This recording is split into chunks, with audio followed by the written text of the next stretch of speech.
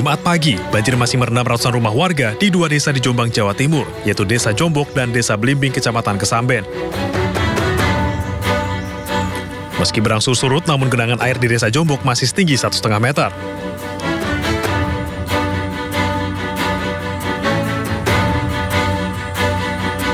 Pemirsa, seperti ini kondisi banjir di Dusun Beluk, Desa Jombok, Kecamatan Kesamben, Kabupaten Jombang. Hari ini merupakan hari ke-7 banjir melanda Dusun Beluk. Dan hari ini sudah menunjukkan tanda-tanda airnya mulai surut dibandingkan hari kemarin. Meski demikian, genangan air masih cukup tinggi, sehingga membuat warga sampai saat ini masih tetap bertahan di pengungsian. Mereka belum berani pulang ke rumahnya masing-masing. Meski sudah disediakan 3 tempat pengungsian oleh pemerintah, namun banyak warga yang memilih mengungsi di tempat lainnya, seperti musola, masjid, atau di rumah sanak saudaranya. Warga mengaku jumlah pengungsi di posko pengungsian terlalu banyak, sehingga mereka merasa kurang nyaman. Dari Jombang, Jawa Timur, Muhtar Bagus, iNews melaporkan.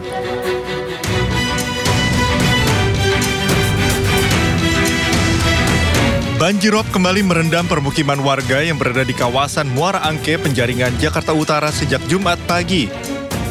Banjir yang terjadi akibat pasang air laut ini membuat ratusan rumah di 12 RT Muara Angke terendam. Tak hanya permukiman warga, banjir yang mencapai ketinggian 50 cm juga merendam ruas jalan sehingga tak dapat dilalui oleh kendaraan seperti sepeda motor. Akibat banjir, aktivitas warga terganggu dan sudah ada warga yang akan mengungsi ke rumah kerabatnya. Sementara petugas sumber daya air yang berada di lokasi sudah mempersiapkan pompa air untuk mengatasi banjirop. Tapi dalam, Bu? Pokoknya di gang saya itu ya udah segini sih, segini. Sedengkul? Sepaha lah. Paha, ini lebih dalam berarti? Wah, ini bukan lagi nih, Mas. Ini parah, terus parah, Bu? Kenapa? Iya, parah. Tapi ada yang lebih parahnya. Segini Pak bisa. Seleher bisa ya? Bisa. Ini sejak dari subuh sih ya, udah ada peringatan dari BPKP itu. Sekitaran 0 sampai 50 cm. Oke. 10 cm ya, Bang ya? Iya. Nah, saat ini petugas dari SD sendiri bagaimana nih? Ada pompa atau siagaan atau seperti apa nih? Pompa ada di ujung. Ini dialirin ke pompa. Pompa nanti ke laut. Meski sudah terjadi berulang kali, namun belum ada penanggulangan yang efektif dari pemerintah kota Jakarta. Dari Jakarta, Sofyan Firdaus, iNews melaporkan.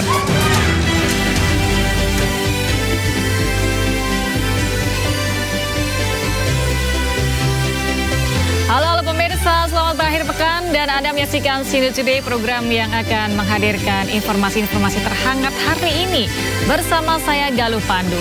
Dan sebelum kita memulai seluruh rangkaian Sini Today, redaksi kami telah menyiapkan 3 berita pilihan. Ini dia.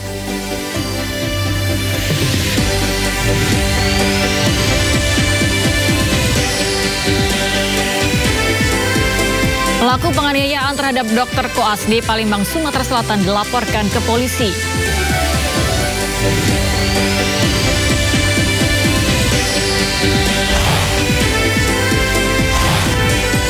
Pasangan Ridwan Kamil Suswono menerima hasil Pilkada Jakarta 2024.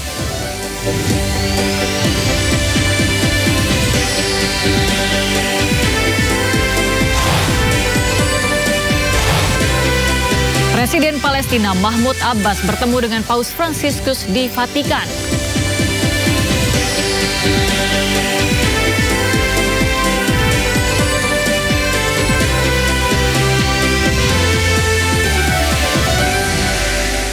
Kita awali Sini Today hari ini, pemirsa. Fenomena air telaga yang tiba-tiba habis dalam waktu 1 malam menghebohkan warga Kabupaten Kebumen, Jawa Tengah. Air telaga seluas 1 hektar tiba-tiba kering kerontang masuk ke dalam perut bumi.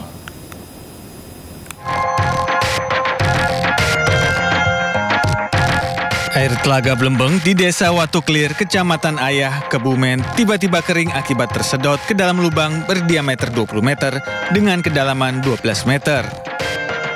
Kejadian habisnya air telaga sempat menghebohkan warga Kebumen. Saat air telaga tiba-tiba hilang, tidak ada warga yang mengetahui. Namun warga sempat mendengar suara keras pada malam kejadian. Lihat ini lebar ya, kurang lebih 10 meter ya. 10 atau mungkin 20 meter. Kedalaman itu ya sekitar ada yang 12, yang sebelah sana. Ini pertama kali atau sebelumnya sudah pernah terjadi tahun-tahun sebelumnya, Pak? Sebelumnya sudah terjadi, tapi tidak seperti sekarang, karena sekarang kan amblas. Yang sebelumnya itu tidak pernah amblas seperti ini, hanya mentok di pondasi itu. Baru pertama lihat ini, Pak, seumur umur ya? Iya. Kalau dari warga sendiri, Pak, ada kekhawatiran nggak terkait adanya fenomena alam ini? Ya, kekhawatiran sih ada. Cuman kan ini udah aslinya dari dulu emang saluran air ini memang udah ada dari dulu sih. Jadi khawatir sih nggak begitu, soalnya kembali ke asal semula gitu. Ini juga jauh dari pemukiman ya, Pak? Iya, jauh. Warga yang khawatir dengan adanya kejadian tersebut mengaku takut lubang di tengah telaga semakin meluas. Sebelum mengering dengan tiba-tiba, telaga seluas 1 hektar biasa digunakan warga untuk tempat pemancingan dan memiliki kedalaman hingga 8 meter. Dari Kebumen, Jawa Tengah, Johartoyo, iNews melaporkan. Viral di media sosial, seorang dokter muda di Palembang, Sumatera Selatan jadi korban penganiayaan. Korban dianiaya oleh seorang sopir dari orang tua mahasiswi kedokteran yang tidak terima anaknya dijadwalkan untuk piket selama libur akhir tahun. Kami sudah baik-baik.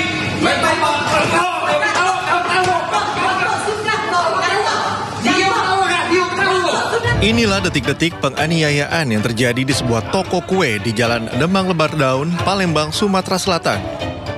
Seorang dokter muda yang juga ketua Koas, Fakultas Kedokteran Universitas Sriwijaya bernama Lutfi menjadi korban kekerasan akibat persoalan jadwal piket akhir tahun. Akibat penganiayaan ini, Lutfi menderita sejumlah luka memar di wajah. Pelaku pemukulan yang berbaju merah berinisial DT diketahui sopir dari orang tua mahasiswi kedokteran yang tidak terima anaknya dijadwalkan untuk piket selama libur akhir tahun. Kami sudah baik-baik.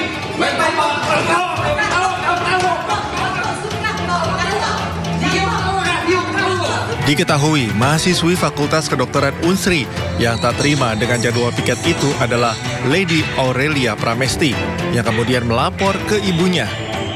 Peristiwa ini pun menjadi sorotan publik setelah video pemukulan tersebut viral di media sosial. Dari Palembang, Sumatera Selatan, Tim Liputan iNews melaporkan. Usai viral pemirsa, perkelahian dokter koas dengan sopir dokter koas lain di Palembang, Sumatera Selatan, pihak Universitas Sriwijaya menyayangkan peristiwa yang melibatkan mahasiswa didiknya itu. Unsri akan menindak tegas atas kejadian tersebut.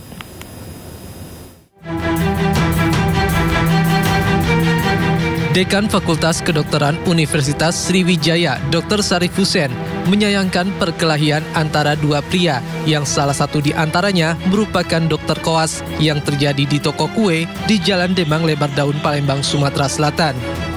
Kedua pria yang berkelahi salah satunya merupakan peserta didik Fakultas Kedokteran Universitas Sriwijaya dalam program profesi dokter dengan pendidikan utama di Rumah Sakit Siti Fatimah bernama Muhammad Lutfi. Muhammad Lutfi dianiaya oleh sopir dokter koas Lady Aurelia Pramesti terkait jadwal jaga di libur Nataru. Usai mendapat laporan perkelahian, pihak fakultas langsung mengadakan rapat koordinasi untuk meminta pada rektor memproses insiden tersebut. Setelah kami menerima laporan tersebut pada hari kemarin, telah juga kami lakukan, telah kami dapatkan kronologi kalau cerita yang sebenarnya yang terjadi dari laporan, baik dari saksi anak-anak kami yang ada di tempat kejadian. Setelah itu kami lapor ke rektor, ya, dan kami bersurat pada pagi hari ini juga, ya, kami minta kepada rektor proses yang semestinya. Sementara Divisi Humas Rumah Sakit Siti Fatimah menjelaskan jika perkelahian terjadi saat kedua dokter koas tersebut berada di luar jam tugas. Jadi memang kita membenarkan bahwa kita menjadi lahan, saat ini menjadi lahan praktek mereka profesi dokter atas kedua mahasiswa tersebut, koas tersebut. Tetapi untuk masalah kejadian tersebut itu di luar tanggung jawab Siti Fatimah. Karena satu, pertama kejadian di luar lahan RSUD Siti Fatimah. Kedua, masalah yang menjadi pemicu di dalam hal ini itu memang betul diatur oleh anak-anak sendiri.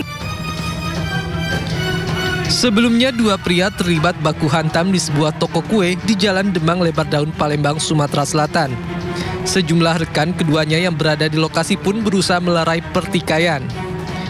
Akibat perkelahian, salah seorang pria yang berpakaian dokter koas dirawat di Rumah Sakit Bayangkara, Palembang karena alami luka di bagian gigi dan muka.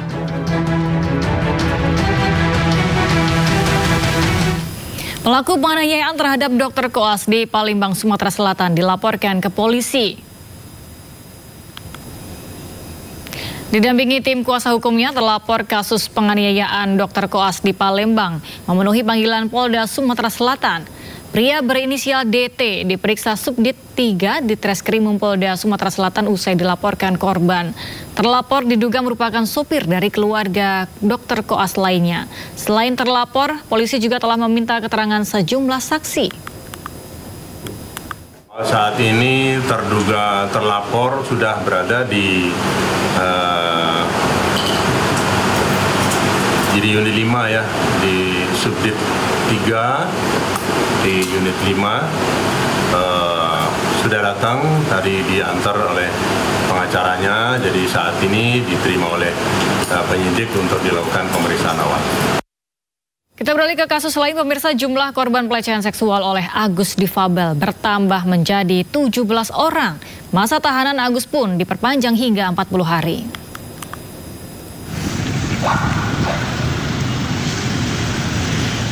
Penambahan masa tahanan rumah selama 40 hari ke depan Agus Buntung tersangka pelecehan seksual terhadap mahasiswi di Mataram disampaikan Direktur Reserse Kriminal Umum Polda NTB, Kombes Pol Syarif Hidayat. Perpanjangan masa tahanan rumah Agus dilakukan menyusul telah habisnya masa tahanan rumah pertama. Untuk tentara, karena kita sudah lakukan perpanjangan 40 hari ke depan terkait dengan penahanan rumah, nanti ada penilaian. Karena ini masih proses ditangani oleh penyidik, kami berkomitmen tetap masih ada di 40 hari ke depan. Sementara itu pendamping korban Ade Latifah menjelaskan jika jumlah korban Agus Buntung bertambah menjadi 17 orang, 2 diantaranya adalah anak-anak. Setidaknya satu poin itu sudah sesuai ya, bahwa ada perintah di sana dari tersangka terhadap korban, intinya ada di sini. Cuma memang yang di dalam kamar kan kami tidak bisa gitu. Jadi kami belum bisa melihat perbandingan, kami akan lihat kembali perbandingannya yang sekarang. Apa harapannya, Mbak?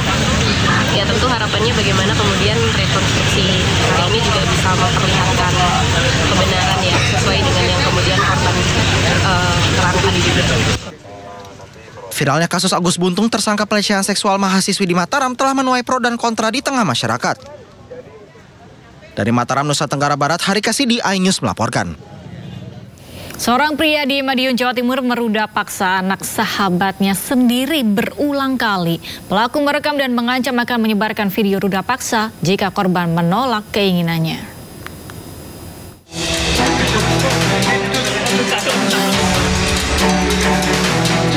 Polisi menangkap RDP di rumahnya di Kecamatan Pilang Kencang, Madiun, Jawa Timur. Pria 30 tahun ini ditangkap setelah meruda paksa anak sahabatnya selama 3 tahun. Dalam aksinya, pelaku memperdaya korban yang masih kelas 8 SMP itu dengan mengajak makan dan membawa korban ke sebuah hotel. Pelaku mengajak korban berhubungan badan layaknya suami istri. Pelaku merekam perbuatannya terhadap korban dan mengancam akan menyebarkan video rekaman jika korban menolak berhubungan badan. Dilakukan di awal Januari 2022 sampai 13 November 2024 kemarin. Korban pernah dianiaya nggak? Korban tidak dianiaya, cuma dipaksa dan diancam. Karena di awal sudah pada saat melakukan pertama sempat memvideokan, itulah yang menjadi senjata pelaku untuk menakut-nakuti korban. Polisi menyita sejumlah barang bukti, termasuk koleksi video pelaku saat berhubungan badan yang dijadikan alat untuk mengancam korban. Kasus ruda paksa ini terbongkar setelah korban menceritakan perbuatan pelaku ke ayahnya. Tetapi kasus ruda paksa itu dibantah kuasa hukum pelaku. Kalau pemerkosaan, saya pikir itu satu hal yang berlebihan. Ya, terus apa yang kira-kira yang pantas apa? Kalau soal pasnya itu memang dia melakukan persetubuhan, ada di bawah umur dan itu. Kan bukan dia perkosa, Mas. Pelaku kini masih menjalani pemeriksaan di Mapolres Madiun. Polisi menjerat pelaku dengan Undang-Undang Perlindungan Anak dan terancam hukuman 15 tahun penjara. Dari Madiun, Jawa Timur, Arif Wahyu Effendi, News melaporkan. Pemirsa, seorang pria pelaku pelecehan seksual terhadap seorang karyawati toko komputer di Kota Makassar, Sulawesi Selatan ditangkap polisi. Pelaku mengaku iseng saat melecehkan korban.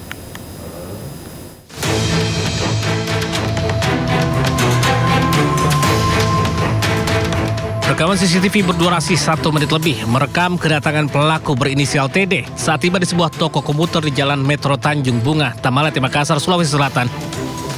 Pelaku lalu masuk ke toko dan berkeliling mencari stick game. Korban yang saat itu mendampingi pelaku mencari barang menarik perhatian pelaku. Begitu melihat ada kesempatan, pelaku langsung beraksi dengan cara menggosokkan alat kelaminnya ke bagian belakang korban saat sedang tertunduk mengatur barang. Korban yang sadar sempat menegur pelaku, namun sempat mengelak lalu memilih kabur dengan kendaraan sepeda motor miliknya. Dari rekaman CCTV yang viral, unit Jatanras Polrestabes Makassar langsung bergerak cepat dan mengamankan pelaku di tempat kerjanya. Ini sedang kita lakukan pemeriksaan untuk pendalaman. Modus yang digunakan pelaku sendiri, Pak? Ya, kalau modus ini masih didalami juga, yang jelas faktanya yang bersangkutan juga sudah diakui juga. Ya, modus kata iseng. Saat ini masih kita lakukan pendalaman ya. Jadi sementara kita kenakan pasal 6A Undang-Undang TPKS juga pasal 289 KUHP. Saat diamankan, pelaku tak bisa berkutik dan mengakui kesalahannya. Untuk mempertanggungjawabkan perbuatannya, pelaku diserahkan ke unit PPA Polrestabes Makassar dan terancam kurungan 9 tahun penjara. Dari Makassar, Sulawesi Selatan, Julius Bin Anyus melaporkan. Polisi menangkap pembunuh balita berusia 3,5 tahun di Jombang, Jawa Timur. Pelaku yang merupakan kekasih ibu korban ternyata juga pernah memberi racun tikus kepada korban.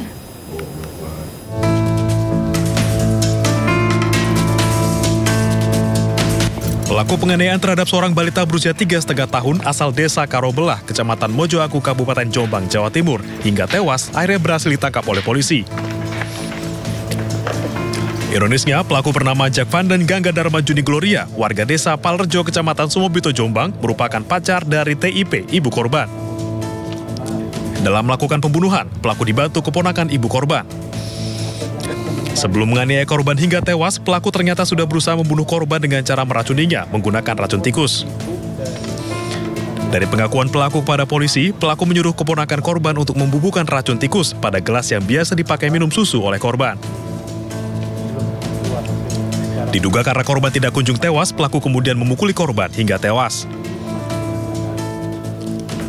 Korban yang luka parah di bagian kepala, dada, perut, dan kaki dianggap menghalangi niat pelaku untuk menikahi ibu korban. Pelaku ini melakukan kekerasan, baik dipukul di badan, di tangan, dan juga digigit di bagian tangan.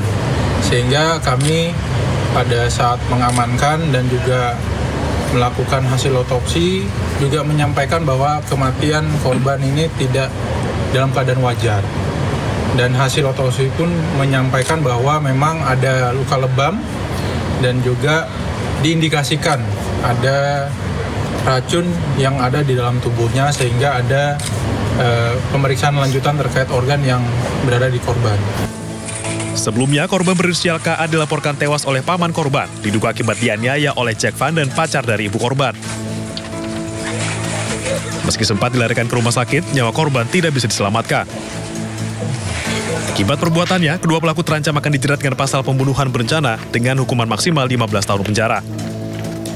Dari Jombang, Jawa Timur, Muhtar Bagus, iNews melaporkan. Pasangan suami istri warga Kabupaten Bekasi, Jawa Barat viral lantaran kasus bayinya tertukar lalu meninggal. Menanggapi hal tersebut, Rumah Sakit Islam Cempaka Putih, Jakarta, tempat orang tua bayi melahirkan, menawarkan tes DNA gratis. Dalam suasana yang penuh keluarga. Muhammad Rauf dan Feni mendatangi kantor KPAI di kawasan Menteng, Jakarta Pusat setelah video curhatannya viral di media sosial. Meski dalam kondisi berduka, pasangan muda ini berupaya mencari keadilan. Pasalnya, Pasutri warga Cikarang Selatan, Kabupaten Bekasi, Jawa Barat ini mengaku jika bayi mereka yang lahir pada 16 September lalu tertukar dengan bayi lain. Dugaan tersebut muncul karena pihak Rumah Sakit Islam Cempaka Putih Jakarta tidak menunjukkan sang bayi kepada ibunya. Sementara Rauf hanya diminta menggazatkan bayi tanpa dijelaskan kondisi bayi termasuk jenis kelaminnya. Pihak keluarga juga dilarang melihat bayi dengan alasan masih dalam perawatan medis. Kemudian 2 hari setelah dilahirkan, bayi Rauf diinfokan meninggal. Rauf yakin jika bayi yang dilahirkan istrinya tidak bertahi lalat di wajah. Namun bayinya yang diinfokan meninggal memiliki tahi lalat. Putarnya tuh karena bayi saya tuh dari awal lahir ibunya nggak diperlihatkan gitu, nggak. Setelah bayi dibawa keluar saya langsung azanin. Setelah itu anak saya dibawa buru-buru ke ruang NICU. Harapan saya ingin anak saya kembali lagi sama saya dan rumah sakit bisa ditindak lanjut. Sementara itu menanggapi kasus ini, pihak Rumah Sakit Islam Cempaka Putih mendatangi Rauf di tempat kerjanya. Tujuannya untuk menyelesaikan masalah ini secara kekeluargaan serta menawarkan tes DNA. Dan intinya kami dari Rumah Sakit Islam Cempaka Putih akan memfasilitasi proses pemeriksaan DNA untuk menguak kebenaran dan akan menanggung biaya yang diperlukan di laboratorium yang dipilih oleh Pak Rauf dan Bu Feni. Semoga hal ini bisa menjadi jalan kebaikan untuk kita semua. Meski awalnya Rauf dan Feni bersedia menempuh jalur kekeluargaan dan melakukan tes DNA, namun tawaran tersebut kini ditolak. Pasalnya Rauf merasa terintimidasi saat didatangi pihak rumah sakit ke pabrik tempatnya bekerja. Dari Jakarta, Rani Sanjaya, iNews melaporkan. Perlindungan Anak Indonesia akan segera memanggil pihak Rumah Sakit Islam Cempaka Putih buntut dugaan tertukarnya bayi di Bekasi. Pemanggilan untuk mengklarifikasi aduan kedua orang tua bayi. Dari keinginan dan harapan keluarga ini, tentu KPAI sudah menerima semua dokumen itu, termasuk juga video-video yang ada yang relevan dengan kasus ini. Kemudian selanjutnya KPAI tentu akan memanggil rumah sakit ya untuk mengklarifikasi terkait aduan yang masuk ke kami, dan tentu kami akan mendalami dan termasuk juga penyelesaian seperti apa yang memungkinkan untuk dilakukan sesuai dengan tusi KPAI gitu. Tentu informasi yang disampaikan keluarga ini nanti kami akan klarifikasi ya. Klarifikasi apakah memang seperti itu peristiwanya gitu ya. Ya seharusnya ketika bayi lahir setidaknya tentu keluarga punya harapan terkait jenis kelamin seperti apa gitu ya. Kemudian ya informasi tentang bayi gitu ya. Tapi dari pihak pengadu itu tidak didapatkan gitu ya. Dan tentu kalau memang ini seperti itu ya tentu sangat kita sayangkan gitu ya. Kepolisian Yogyakarta membongkar praktek jual beli bayi yang melibatkan 2 orang bidan. Praktek ini telah berlangsung sejak 2010 dan para pelaku telah menjual puluhan bayi dengan harga puluhan juta rupiah per bayi.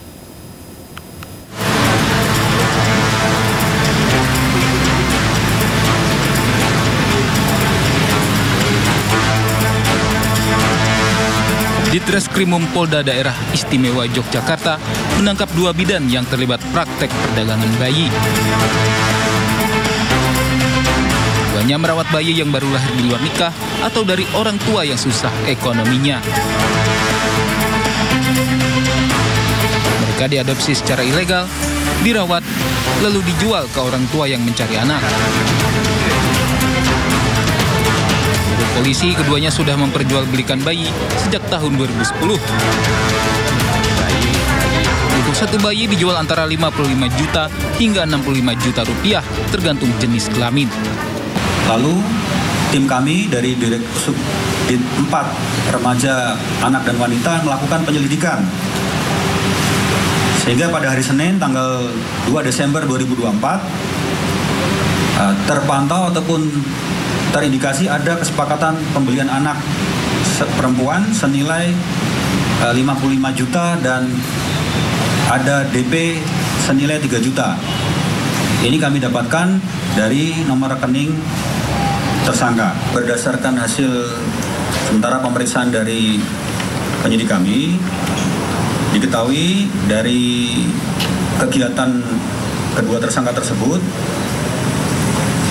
telah mendapatkan data sebanyak 66 bayi yang terdiri dari bayi laki-laki 28 dan bayi perempuan 36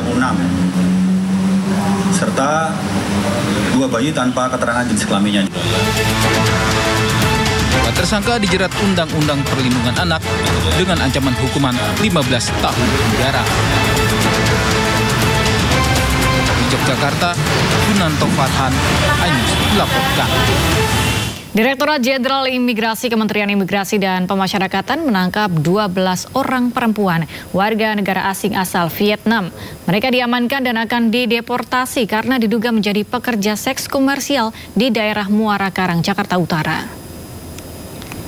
Ke-12 orang warga Vietnam tersebut masuk ke Indonesia menggunakan bebas visa kunjungan dan datang ke Indonesia dengan tujuan berwisata. Namun mereka diduga bekerja menjadi pekerja seks komersial berkedok Ladies Companion atau LC. Seluruh WNA Vietnam tersebut akan dikenai tindakan administratif keimigrasian berupa pendeportasian dan dimasukkan dalam daftar penangkalan yang berlaku selama 2 tahun. Para WNA Vietnam yang diamankan tinggal di Indonesia sekitar 1 bulan. Saat ini kasus tersebut masih dalam pengembangan untuk mengungkap jaringan yang lebih luas. Berawal dari laporan masyarakat yang masuk ke kita, kemudian dari laporan tersebut kita tindak lanjuti dengan melakukan lidik selama kurang lebih 1 bulan. Dari hasil tersebut kemudian kemarin kita melakukan penindakan di TKP dan ternyata benar ditemukan ada 12 warga negara Vietnam yang melakukan kegiatan menjadi pekerja seks komersil. Pemirsa, Majelis Hakim Pengadilan Negeri Tipikor Jakarta Pusat memvonis 15 terdakwa kasus pungutan liar di rumah tahanan KPK. Majelis Hakim menyatakan para terdakwa terbukti melakukan korupsi secara bersama-sama sesuai dengan dakwaan tunggal jaksa KPK. 15 terdakwa divonis 4 hingga 5 tahun penjara. Hakim juga menghukum para terdakwa membayar denda dan uang pengganti berkisar 34 hingga 400 juta rupiah. Masing-masing dengan pidana penjara selama 4 tahun dan denda masing-masing sejumlah 200 juta rupiah dengan ketentuan apabila denda tersebut tidak dibayar diganti dengan pidana kurungan masing-masing selama 4 bulan. Presiden Prabowo Subianto menggelar rapat terbatas bersama sejumlah menteri di Istana Kepresidenan. Informasinya akan kami hadirkan usai jeda, tetaplah di Sini Today.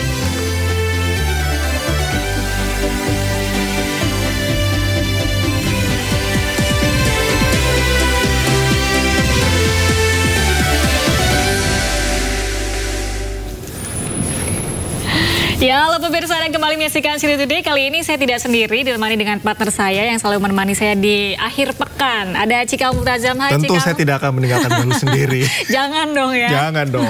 Apalagi kalau menyampaikan informasi-informasi itu kan juga saya nggak mau ketinggalan untuk ketinggalan informasi. Harus selalu memperbaharui informasi. Apalagi di jalan traffic agak tinggi gitu ya. Cuman ya udah, masuk aja ke sini untuk nemenin Galuh menyampaikan sejumlah informasi. Terima kasih sudah menemani saya kembali. Siap, Cikal. sama-sama. Ada informasi apa? Baik, kita langsung ke informasi berikutnya pemirsa, di mana kecelakaan 6 kendaraan terjadi di tol dalam kota di jalur kontraflow Cawang Jatinegara, Jakarta. Ya. Diduga kecelakaan akibat sebuah minibus tiba-tiba berpindah atau memotong jalur kontraflow.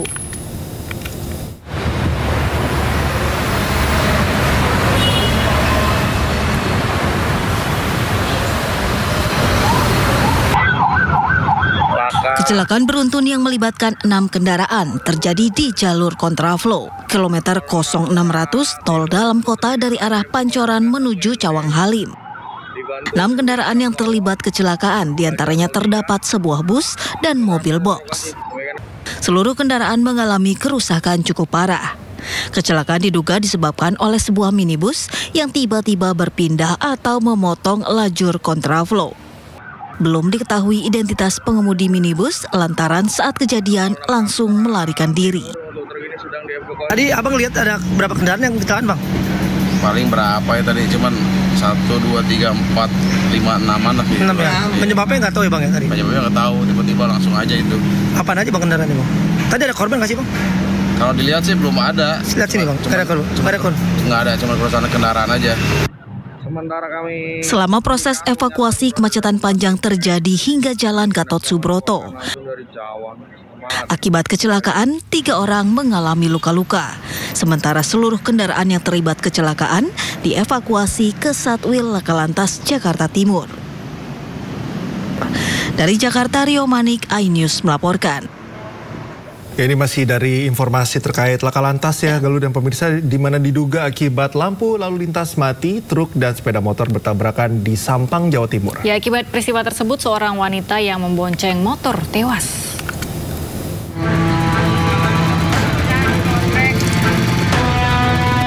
Warga berusaha mengevakuasi sepeda motor yang terjepit di bawah truk di Jalan Raya Perdana Kusuma, Kabupaten Sampang, Jawa Timur. Sementara tak jauh dari bangkai motor, seorang wanita tergeletak tak bergerak. Kecelakaan antara truk dan sepeda motor ini berawal saat truk melaju kencang dari arah timur Sampang menuju barat wilayah Bangkalan. Meninggal dunia. Saat tiba di perempatan jalan, truk menabrak sepeda motor yang melaju dari utara ke selatan. Diduga lampu lalu lintas tidak berfungsi.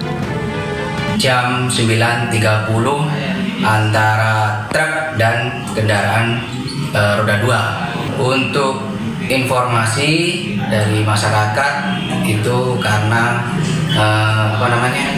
lampu merahnya mati, traffic light-nya mati. Tapi sekarang sudah normal kembali. Korban wanita berinisial S yang membonceng motor meninggal dunia di rumah sakit. Sementara korban pria berinisial B yang merupakan pengemudi motor luka-luka. Sopir, kernet beserta truk dibawa petugas Polres Sampang untuk pemeriksaan lebih lanjut. Dari Sampang, Jawa Timur, Fatur Rahman, iNews melaporkan.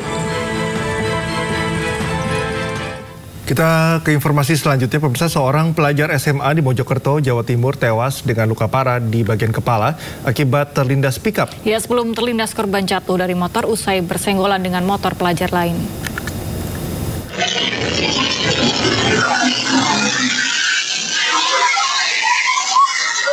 Kamera pengawas merekam kecelakaan maut di Jalan Raya Kecamatan Kutorejo, Mojokerto, Jawa Timur. Seorang pelajar SMA terjatuh dari motornya setelah bersenggolan dengan motor pelajar lain. Naas korban yang jatuh langsung dihantam mobil pickup dari arah berlawanan.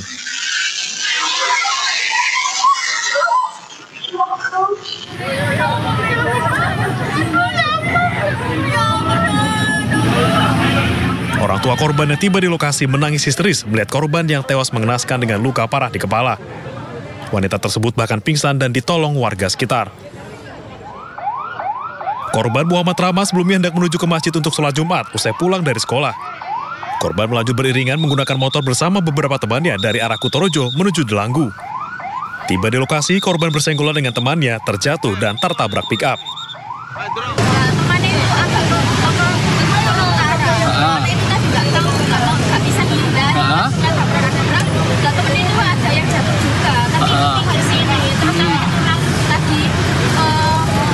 Jatuh ke kanan. Terus? Dari arah barat.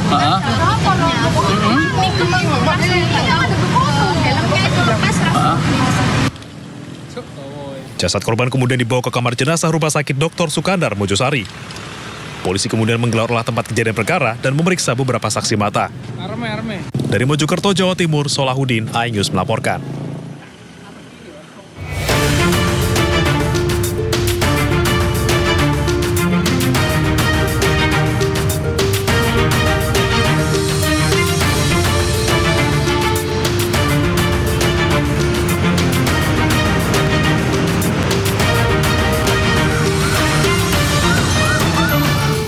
Pemirsa, selanjutnya kami ajak Anda mengetahui pantauan lalu lintas hari ini di sejumlah wilayah melalui pantauan CCTV Korlantas Polri, dan kita akan bergabung dengan Brigadir Treslinda di studio NTMC Polri. Ya, Brigadir Treslinda, bagaimana pantauan arus lalu lintas di sejumlah titik di wilayah Indonesia melalui pantauan CCTV? Ya, baik, terima kasih rekan saya Galuh dan juga Cikal di studio.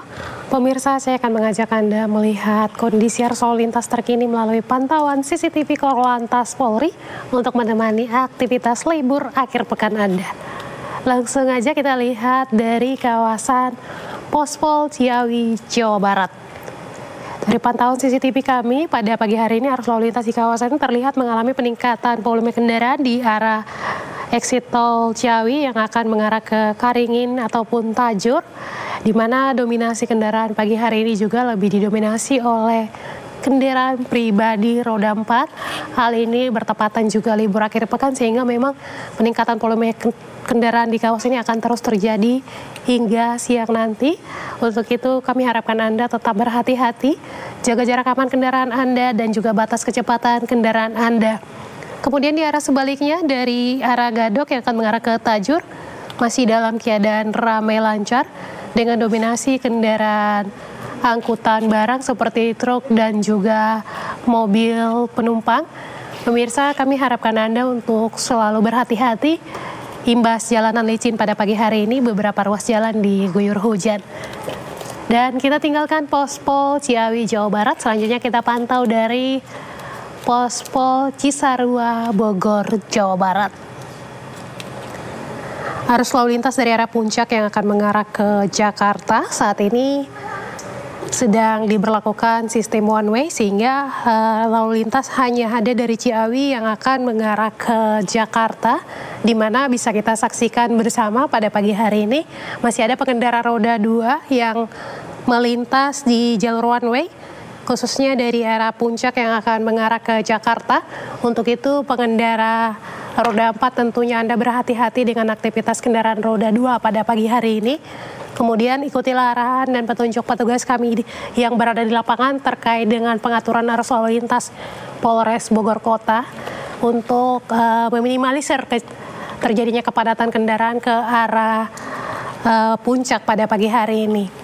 Dan dari pantauan CCTV kami, kawasan ini juga diguyur hujan sehingga hal ini juga perlu diantisipasi dengan kondisi jalan yang licin kemudian berkelok ke arah puncak. Kami harapkan Anda tetap utamakan keselamatan dalam berkendara. Kita tinggalkan Pospol Cisarua, selanjutnya kita beralih ke Pos Lantas Ledeng, Bandung, Jawa Barat.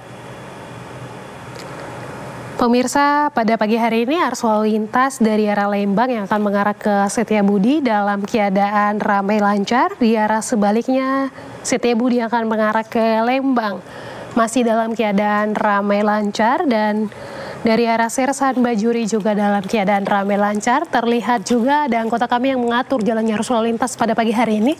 Tentunya kami harapkan Anda dapat mengikuti arahan dan petunjuk petugas kami yang berada di lapangan. Dan pemirsa, yang terakhir kita akan pantau dari Malioboro, Yogyakarta. Arus lalu lintas dari Jalan Abu Bakar Ali yang akan mengarah ke Keraton Jogja saat ini dalam keadaan ramai lancar, dan dari Jalan Abu Bakar Ali yang akan mengarah ke Jalan Pasar Kembang masih dalam keadaan ramai lancar. Dan kita lihat juga kawasan ini baru saja diguyur hujan deras. Untuk itu kami harapkan Anda untuk selalu berhati-hati, terutama kendaraan roda 2. Pastinya Anda selalu membawa jas hujan di jok motor Anda. Kami sarankan untuk tidak menggunakan jas hujan jenis ponco. Kemudian pemirsa, kami juga mengharapkan Anda di rumah untuk selalu mematuhi aturan dalam berlalu lintas. Hal ini demi mencegah terjadinya tingkat kecelakaan di jalan yang mengakibatkan korban meninggal maupun luka berat. Dan kami juga mengharapkan Anda untuk selalu mengikuti arahan dan petunjuk petugas kami yang berada di lapangan. Dan Anda tertib di jalan, menyelamatkan diri Anda juga pengendara lainnya. Untuk mengupdate informasi-informasi seputar arus lalu lintas terkini, kami siap melayani Anda di 1500669 ataupun melalui SMS center kami di 9119. Kembali ke rekan saya di studio, silakan. Laporannya, selamat bertugas kembali dan salam presisi.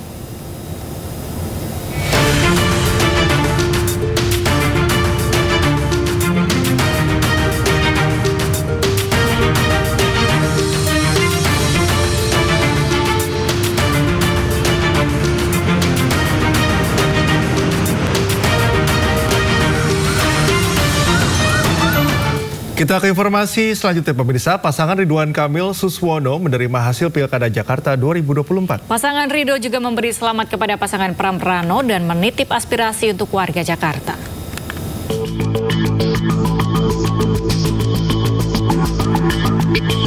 Pasangan Cagup-Cawagup nomor urut 1 Jakarta, Ridwan Kamil Suswono, memberikan selamat kepada pasangan Cagup-Cawagup Jakarta terpilih Pramono Rano. Ridwan Kamil juga mengakui kekalahannya dalam kontestasi pemilihan Gubernur Jakarta 2024. Hal ini diumumkan usai tim Ridho batal ajukan gugatan hasil pilkada ke Mahkamah Konstitusi dengan batas waktu yang telah ditentukan. Pasangan Ridho mengucapkan selamat kepada paslon nomor urut 3 Jakarta, Pramono Anung Rano Karno, yang memperoleh 2,1 juta suara. Ridho lantas menitipkan aspirasi dari para pendukungnya kepada Pramono Rano usai Ridho hanya memperoleh 1,7 juta suara di Jakarta. Akhirnya pasangan Ridho memutuskan untuk menerima hasil Pilkada Jakarta yang telah ditetapkan oleh KPUD. Dengan begitu kami mengucapkan selamat kepada Mas Pramono Anung dan Bang Rano Karno yang akan memimpin Jakarta di 5 tahun ke depan. Terima kasih untuk kompetisinya yang menjadi pembelajaran. Sementara di akun Instagram Rano Karno, ia mengunggah foto bersama Ridwan Kamil dengan tulisan "Politik sekedarnya, persahabatan selamanya".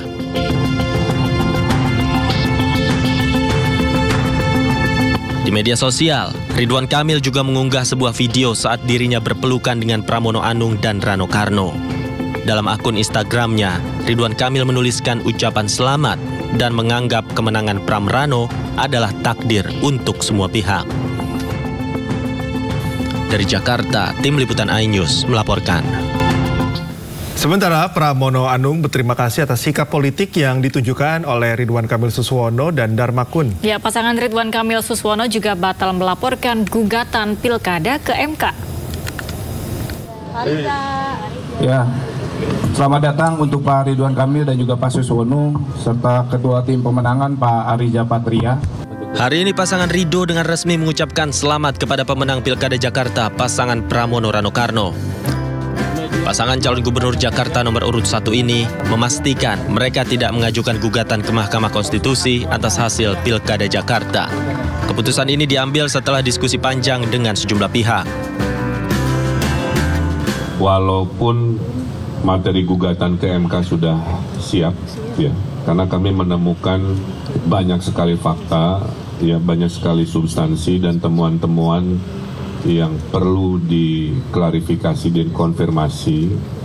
Namun dengan musyawarah bersama, dengan masukan-masukan dari para tokoh, para ahli dan tentu pimpinan-pimpinan kami, ya, dan demi pembelajaran demokrasi yang damai, kondusif, dan juga simpati kami kepada warga Jakarta yang mungkin sudah lelah, ya, dengan rentetan pemilu-pemilu yang panjang.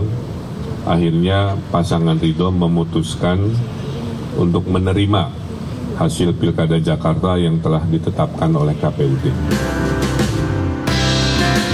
Sementara itu Pramono Anung merespon sikap politik paslon 1 dan 2 yang tidak mendaftarkan gugatan Pilkada Jakarta ke Mahkamah Konstitusi. Ia mengucapkan terima kasih karena Jakarta bisa segera berbenah menghadapi tantangan bersama. Ya, saya secara pribadi baik pasangan 01 maupun 02 yang tidak menyampaikan gugatan ke MK mengucapkan terima kasih. Artinya Jakarta segera bisa konsentrasi untuk berbenah. Karena memang kondisi sekarang juga bukan kondisi yang baik-baik saja. Karena kalau lihat peristiwa dunia, ekonomi dunia, tekanan dunia sekarang ini pasti cepat atau lambat juga akan dirasakan oleh masyarakat yang ada di Jakarta. Pramono juga mengapresiasi sikap politik pasangan RK Suswono dan Dharma Kun. Ia juga menilai Pilkada Jakarta tahun 2024 memiliki tensi politik yang paling rendah jika dibandingkan dengan Pilkada Jakarta sebelumnya. Dari Jakarta, Tim Liputan iNews melaporkan.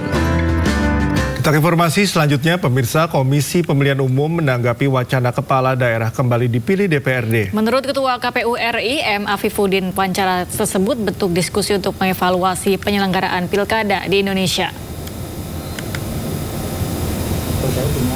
Menurut Ketua KPU RI, M. Afifuddin, munculnya wacana tersebut lumrah dan menjadi bahan diskursus setelah penyelenggaraan pilkada. Afif menjelaskan apapun langkah yang akan diambil pemerintah dan DPR harus ditindaklanjuti dengan perubahan undang-undang. Namun menurut Afif, setiap perubahan aturan akan menemui tantangan dan rintangan tertentu. Dalam setiap perdebatan dan diskusi itu pasti juga ada tantangannya. Ketika nanti digeser itu pasti juga bagaimana dengan keserentakan dan kemudian peluang adanya PJ-PJ dan seterusnya. Nah, kami sebagai penyelenggara ini dalam konteks ini ya akan menjalankan sebagaimana aturan saja. Diskursus soal misalnya kepala daerah dipilih DPRD kan juga bukan tidak pernah, kita pernah mengalami. Sama seperti kita menjelang 2024, kita berdiskusi seputar apakah kita kembali menganut sistem proporsional dengan daftar nama terbuka tertutup, itu kan sempat muncul juga dinamikanya. Guna memangkas biaya, Presiden RI Prabowo Subianto mengusulkan kepala daerah dipilih oleh DPRD. Menanggapi hal tersebut, PDIP menyampaikan kedaulatan rakyat adalah prinsip utama dalam pemilu. Ya, kalau soal pemilu dipilih DPRD, ya, saya kira kami di PD Perjuangan tidak akan terburu-buru. Yang pasti kami menganut prinsip kedaulatan rakyat adalah prinsip paling utama dalam pemilu. Vox populi, vox dei. Suara rakyat, suara Tuhan. Dan kedaulatan rakyat itu dikejawantahkan melalui pemilu langsung. Soal biaya mahal, pilkada berbiaya mahal, itu karena hilangnya moral, etika, dan keserakahan yang ingin mengangkahi peraturan dan perundang-undangan. Itu yang membuat biaya mahal. Jadi jangan hanya menyalahkan rakyat biaya mahal, karena yang menyaburkan uang itu kan memang dari elit politik sendiri. Kan itu, partai-partai yang membangun basis dukungan di bawah pasti tidak perlu uang besar-besar. Kan begitu nih logikanya. Tapi kalau mau main jalan pintas, mau tidak mau pasti main uang besar. Jadi periksa dulu ke dalam partai politiknya. Ya, nanti kita periksa apakah memang usulan dari presiden itu betul-betul bisa dilaksanakan dan mau dilaksanakan atau tidak. Tapi pada prinsipnya kami tetap ingin pemilu langsung dan kedaulatan di tangan rakyat, one man, one vote. Soal bagaimana menurunkan biaya pilkada masih sangat banyak ya cara untuk melakukan itu. Pertanyaannya sekarang sebenarnya seberapa jauh pemerintah ya betul-betul ingin membuat pilkada itu tidak ugal-ugalan seperti pemilu-pemilu yang terakhir ini. Ya, itu aja. Kalau partai itu membumi, mengakar, nggak akan ada pemilihan umum yang berbiaya mahal. Tapi partai-partai yang tidak mengakar kepada rakyat tentu akan berusaha mencari jalan pintas untuk memenangkan kontestasi pemilu. Saya kira itu ya jawabannya. Sikap resmi partai nanti akan disampaikan setelah usulan revisi undang-undang pilkada disampaikan, ya, baru kita akan melakukan kajian secara lebih mendalam. Sebelumnya Presiden Prabowo menyoroti pelaksanaan pilkada di Indonesia tidak efisien dan terlalu mahal. Presiden pun membandingkan dengan negara tetangga seperti Malaysia, Singapura, dan India yang lebih efisien dalam memilih kepala daerah. Saya sangat tertarik pemikiran Ketua Umum Partai Golkar. Menurut saya hari ini yang paling penting yang disampaikan Ketua Umum Partai Golkar tadi, bahwa kita semua merasakan demokrasi kita yang kita jalankan ada suatu atau ada beberapa hal yang harus kita perbaiki bersama-sama.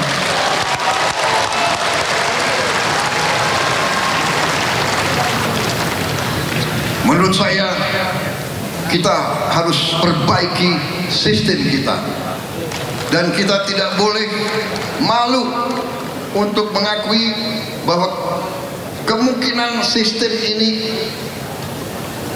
terlalu mahal. Betul. Dari wajah yang menang pun saya lihat lesu juga. Yang menang lesu, apalagi yang kalah.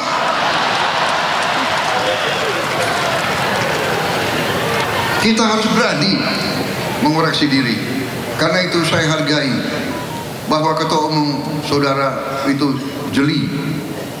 Itu saya katakan, beliau ini cerdas. Makanya nanti anak-anak Indonesia harus banyak makan ikan. Kembali ke yang serius ya, ini benar. Ketua Umum Partai Golkar, salah satu partai besar, tapi menyampaikan perlu ada pemikiran memperbaiki sistem partai politik. Apalagi ada Mbak Puan, kawan-kawan dari PDIP, kawan-kawan partai-partai lain, mari kita berpikir, mari kita tanya, apa sistem ini berapa puluh triliun habis dalam 1-2 hari dari negara maupun dari tokoh-tokoh politik masing-masing. Ya, saya lihat negara-negara kita, tetangga kita efisien. Ya, Malaysia, Singapura, India. Sekali milih anggota DPRD, sekali milih, ya sudah. DPRD itulah milih gubernur, milih bupati.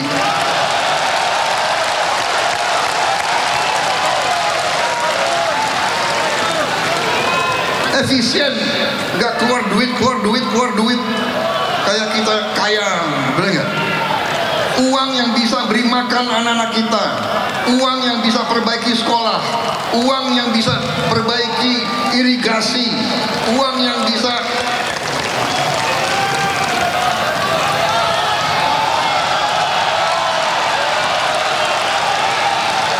ini sebetulnya begitu banyak ketua umum partai di sini, sebenarnya kita bisa putuskan malam hari ini juga. Gimana?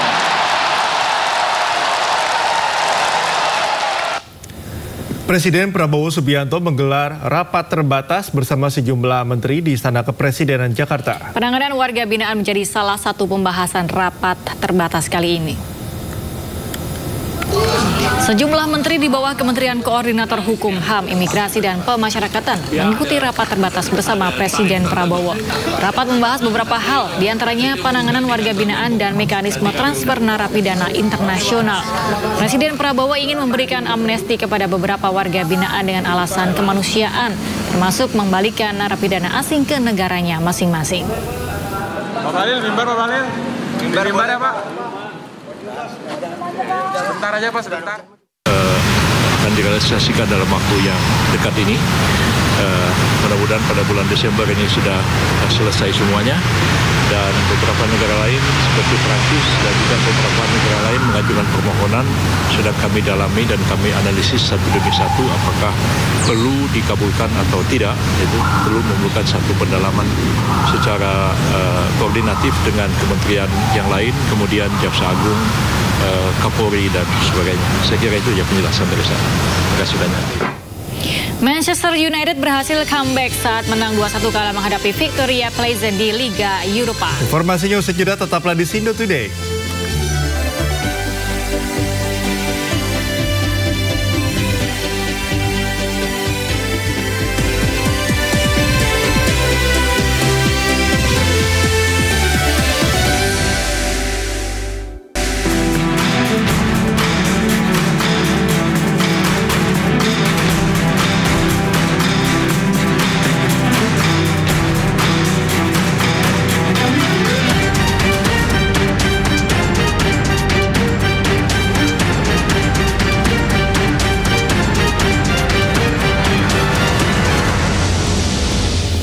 Pemirsa, upaya mewujudkan swasembada pangan secepatnya terus dilakukan pemerintah. Bahkan dalam waktu dekat, Presiden Prabowo Subianto segera menerbitkan 4 peraturan presiden atau Perpres untuk mengejar swasembada pangan.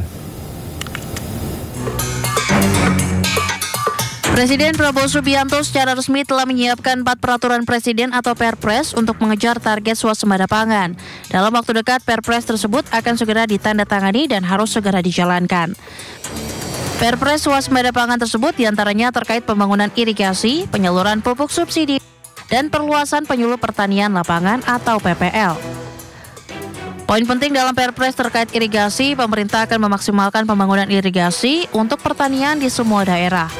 Dalam Perpres juga disebutkan pemerintah akan optimal menyalurkan pupuk subsidi kepada petani, serta akan memangkas berbagai regulasi penyaluran pupuk bersubsidi. Kemudian pemerintah akan memperbanyak dan memperluas peran penyuluh pertanian lapangan di daerah pertanian. Diharapkan dengan adanya Perpres swasembada pangan tersebut, seluruh jajaran kementerian dan lembaga terkait bergerak cepat mewujudkan kemandirian dan ketahanan pangan secara nasional.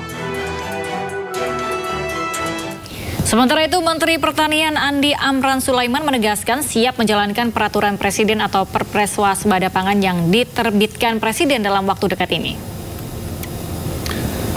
Dalam rapat koordinasi swasembada pangan, Mentan Amran Sulaiman menegaskan terdapat 4 poin penting dalam Perpres swasembada pangan.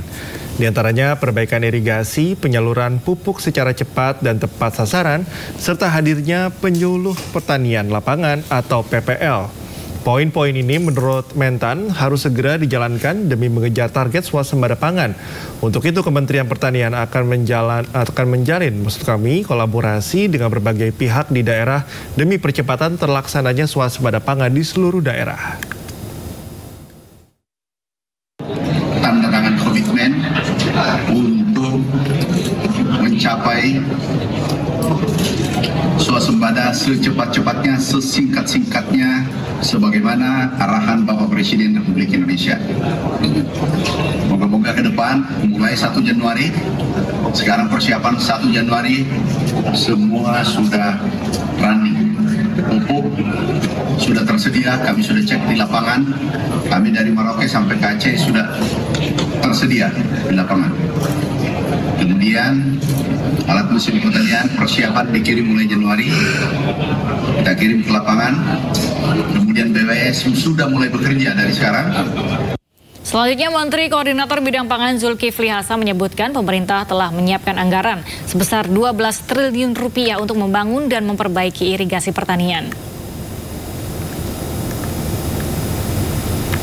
Alokasi anggaran sebesar 12 triliun rupiah ini sejalan dengan peraturan Presiden terkait swasembada pangan yang akan segera diterbitkan Presiden Prabowo.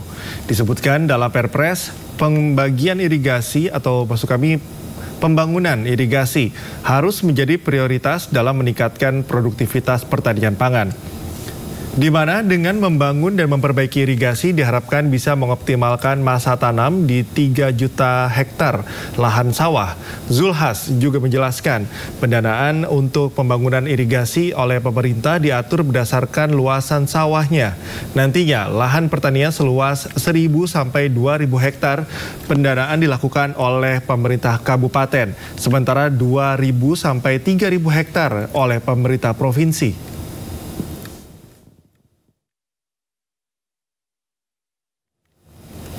Sementara itu, Menteri Pekerjaan Umum berjanji akan secara optimal melakukan perbaikan dan pembangunan bendungan irigasi untuk lahan pertanian. Di mana upaya PU ini selaras dengan program Asta Cita 5 tahun ke depan.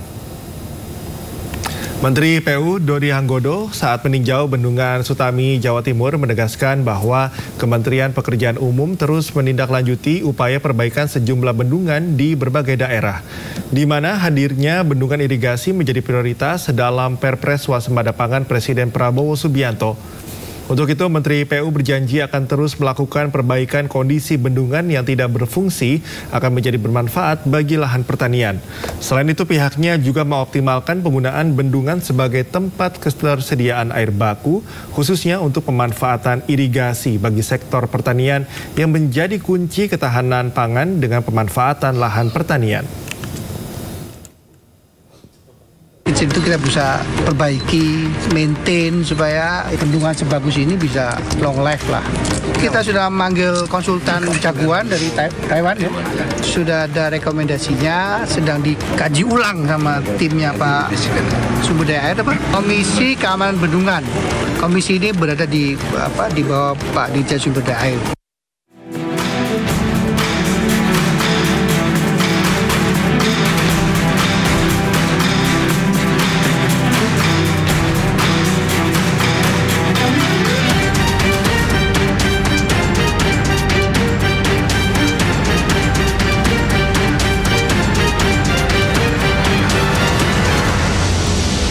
Kita beralih ke berita olahraga. Pemirsa, Manchester United berhasil comeback saat menang 2-1 kala menghadapi Victoria Pleasant di Liga Eropa. Rasmus Højlund menjadi pahlawan kemenangan United dengan 2 golnya.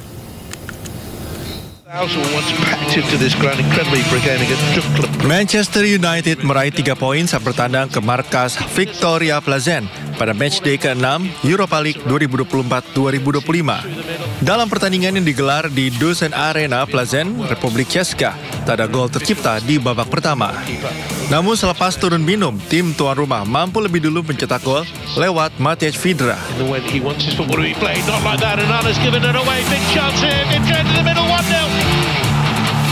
Vydra played it in, and Pavel Suk was there. And what a gift! What a gift! Victoria Pilsen lead within 3 minutes of the restart. Namun United mampu bangkit dari ketertinggalan. Bomber asal Denmark, Rasmus Højlund, sukses mencetak brace pada pertandingan ini masing-masing di menit ke-62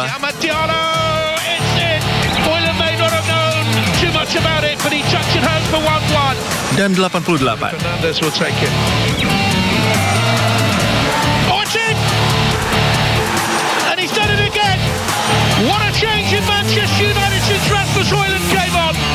Kemenangan membawa United berhasil naik ke peringkat 7 klasmen Liga Eropa dengan torehan 12 poin dari 6 laga.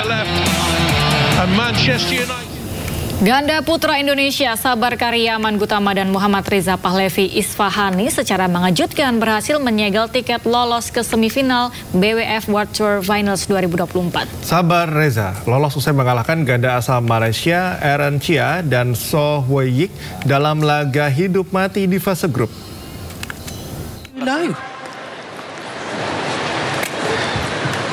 Ganda putra Indonesia Sabar Karyaman Gutama dan Muhammad Reza Pahlevi Isfahani secara mengejutkan berhasil menyegel tiket lolos ke semifinal BWF World Tour Finals 2024.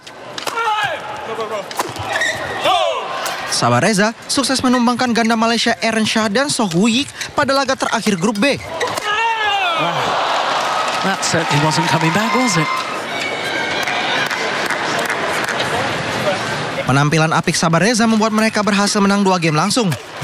Oh, great defense. Yeah, 16. Opening game to the Indonesians, and remember they... Sabar Reza menang dengan skor 21-16 dan 21-16 sekaligus memastikan diri melaju ke semifinal. Super.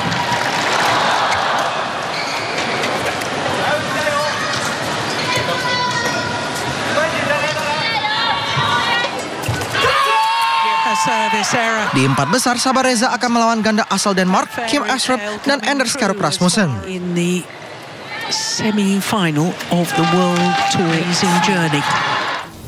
Pemirsa, pesawat baling-baling bermesin ganda jatuh di Jalan Raya Texas hingga terbelah menjadi 2 bagian. Informasinya akan kami hadirkan usai jeda sesaat lagi.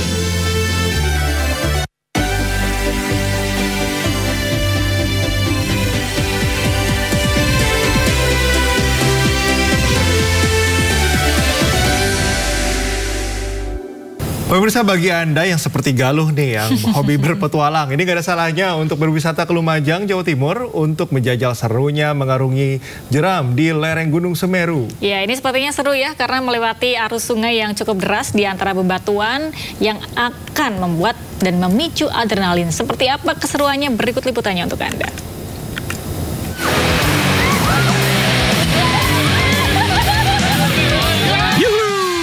Waktunya jalan-jalan lagi. Cuma setengah jam dari Lumajang, pemirsa bisa nemuin lokasi yang sekeren ini. Ya, kali ini kita akan main air lagi. dengan mencoba main rafting di lereng Gunung Semeru, Jawa Timur. Ini sih super duper keren. Bisa menyusuri sungai seperti ini bersama teman dekat atau keluarga. Tapi harus mengikuti arahan dari mentor ya, biar selamat. Karena di sini kita akan melewati sungai berarus deras dengan banyak bebatuan. Apalagi jarak yang ditempuh pun cukup jauh, sekitar 4 km dengan waktu tempuh sekitar 2 jam. Kalau penasaran, lokasinya ada di Desa Senduro, Kabupaten Lumajang. Ini pertama kali, tapi sangat seru. Seru sekali. Seru banget, awalnya deg-degan, tapi pas di tengah-tengah, wow, mantap. Pemandangannya bagus banget, masih rindang, banyak hutan juga. Yang pertama yaitu airnya sangat jernih, karena memang ini sumbernya dari lereng Semeru. Yang kedua, pemandangannya sangat alami, dan kita punya 2 keunggulan, ada gua monyet dan gedung kowo. Di situ kita bisa bermain air tentunya. Oh ya, di sini khusus untuk dewasa ya, karena demi keselamatan. Dan untuk mencoba keseruan menyusuri jeram ini, pengunjung cukup membayar Rp150.000 per orang. Dari Lumajang, Jawa Timur, Jaya Nugroho, iNews melaporkan.